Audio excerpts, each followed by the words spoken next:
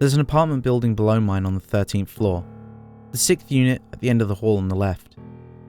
I know apartment buildings, hotels and whatnot try to avoid the 13th floor, so technically it's apartment 1406, but I'd rather stick to the truth. You see, up until about 2 months ago, that place wasn't for rent for what I knew. But then, a month later, I'd heard someone had moved in. I can't say whether I was excited or not. I just hoped that they wouldn't be partiers because I enjoy my sleep. Then, 1 month later, things started to take a turn. I'd heard some noise coming from below, like shuffling around. 2 days later, there was more noise, like banging and muffled thumps. 1 day later, I start to hear yelling. I was reluctant to call the police or the owner of the building, thinking it was a one-time thing since there hadn't been any problems since they first moved in. I was wrong. About a week had passed, and no noises were coming from below, so I'd finally thought it was over. Wrong again. At about 3:28 in the morning, I hear a scream and loud thumping noises. Man, I was pissed.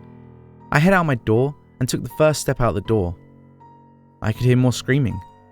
It sounded like a woman, but I didn't really care at that moment. I just stormed off down the hallway to exit the stairs, and when I got to the apartment, I banged as loud as I could on the door. Not 3 seconds later, on the other side of the door, someone bangs on the door back at me.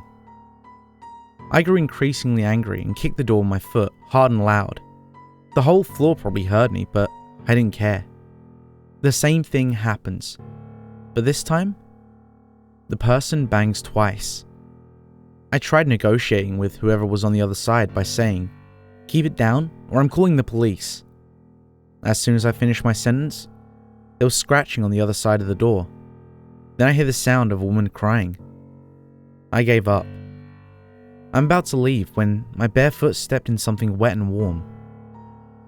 I looked down, and what I saw changed my view of horror forever. What I saw was a deep crimson-red pool of blood, oozing from underneath the door. I stood there, paralyzed in fear. It was just leaking from underneath. The sounds of scratching filled my ears, but my brain failed to acknowledge it. Then, I got a burst of energy, and I decided to use it wisely by charging up the exit stairs, down my hallway and back to the safety of my apartment. I didn't get any sleep that night.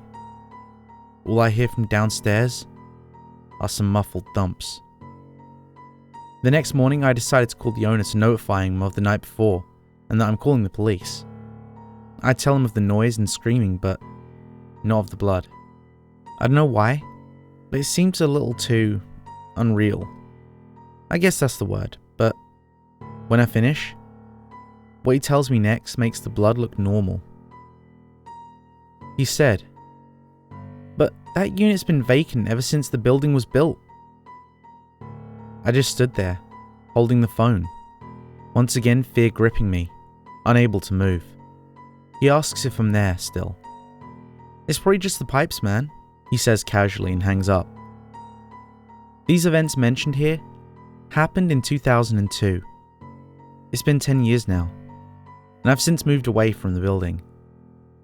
From what I know, there was a fire that destroyed half the building and made it uninhabitable. The news said that it started in a unit, but they didn't release the number. I already knew which one it was.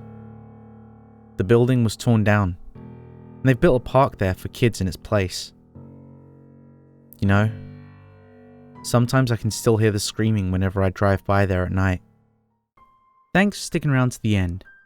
And if you enjoyed today's story, make sure to leave a like. And if you want more like it, make sure to subscribe and ring the bell so you never miss a story. If you need more now, why not check out my Creepypasta playlist? I'll leave that on this card, and I'll catch you in the next story.